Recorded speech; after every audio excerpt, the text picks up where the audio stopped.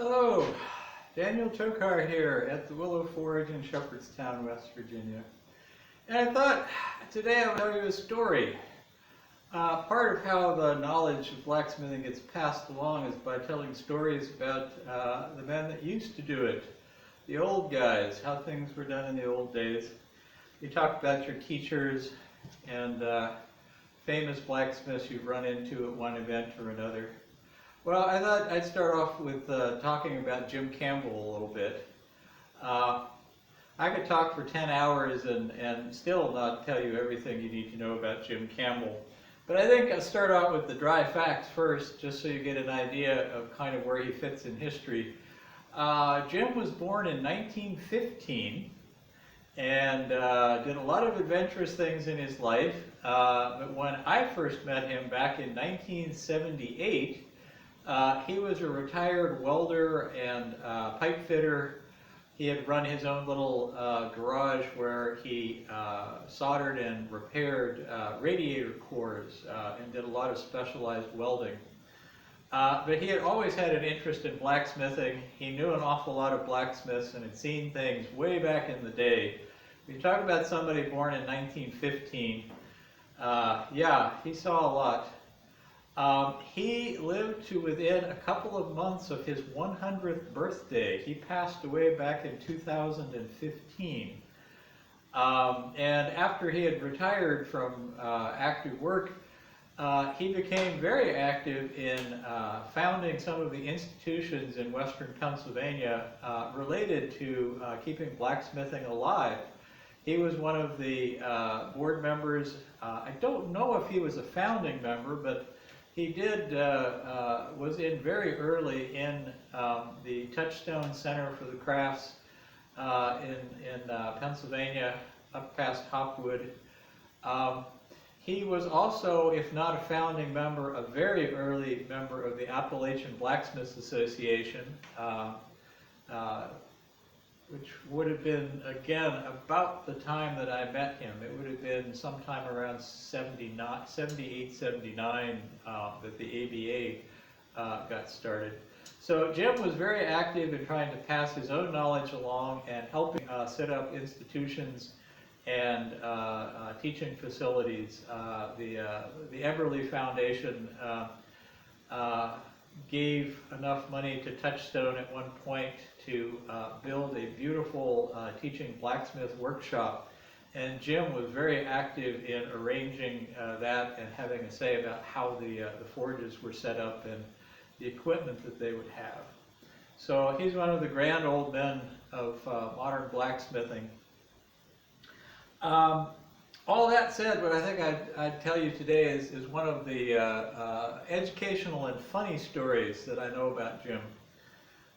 Way back in the day, when Jim was working as a pipe fitter at one of the steel mills around Pittsburgh, this would have probably been the late 1940s, 1950s, something like that.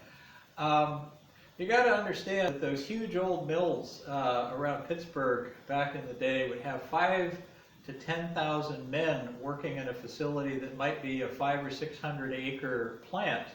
Huge places, awful lot of industrial activity, just huge equipment, a lot of maintenance, a lot of things going on.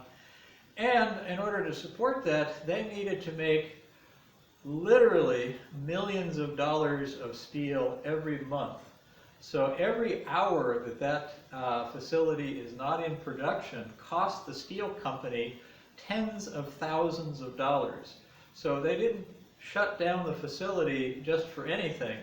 And they tended to accumulate enough maintenance items that when they reached a critical mass, when it was actually becoming difficult or dangerous to keep the plant open unless they fixed these things, they would shut the plant down for maintenance, and they would have a long list of things that had to be repaired or replaced as fast as you could do them, because again, every hour the mill is down is costing them a huge amount of money.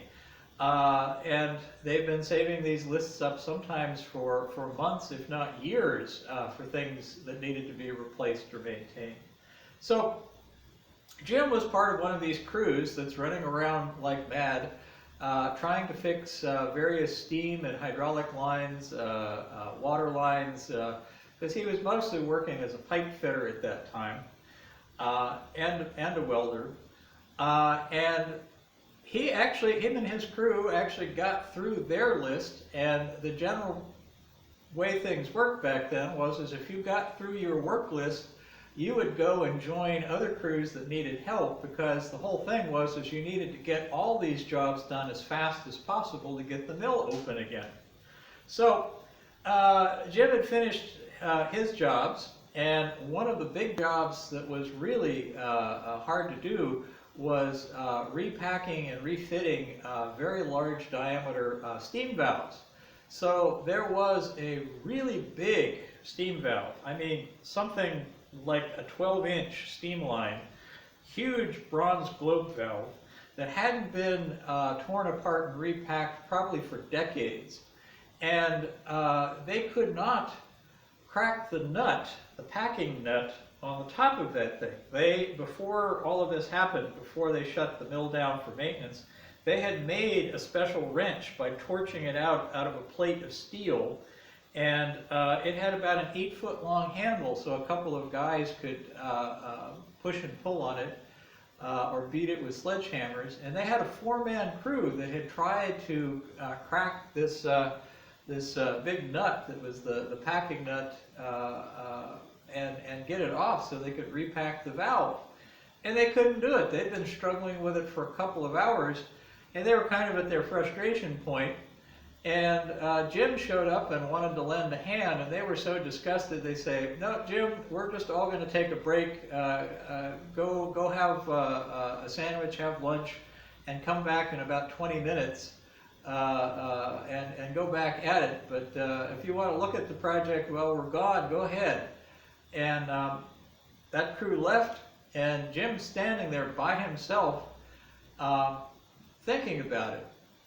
And after a few minutes of thought, he took his torch and he cut a hole at the end of the handle part of the wrench.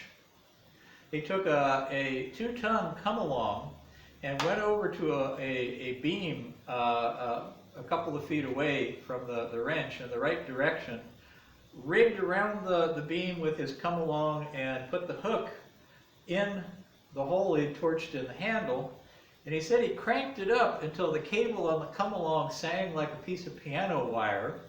And then he took a 6-pound hammer and tapped the end of the bar, the wrench that they had made. And he said it moved about 1/8 of a rotation, because he had all that tension on it. He had preloaded the tension on it, and that little bit of a tap was just enough of a shock to break it open.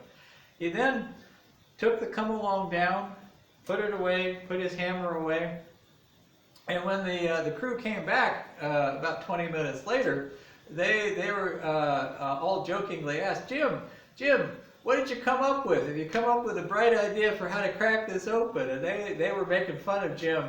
And Jim just casually went over and took one hand on the end of that wrench and moved it.